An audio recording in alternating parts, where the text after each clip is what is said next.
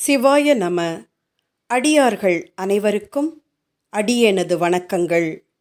இந்த அழகிய அந்தமானில் நமது திருமடம் தொடங்கி 7 ஆண்டுகள் நிறைவடைந்து 8வது ஆண்டில் குருவருளும் திருவருளும் கூடி பயணித்து வருகிறோம்.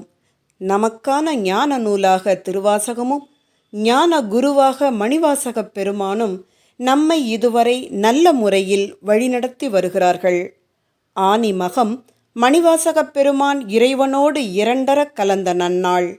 அந்த நன்னாளை சைவ அடியார்கள் அவரது குரு வழிபாடு நாளாக கொண்டாடி வருவது நாம் அறிந்ததொன்றே.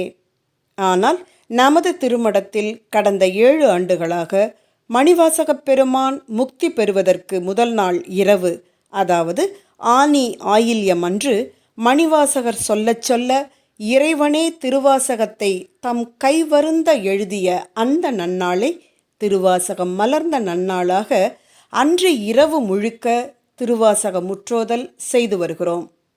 திருமுறை வரிசையில் திருவாசகம் 8வதாக வரிசைப்படுத்தி உள்ளமை நாம் அறிந்ததொன்றே.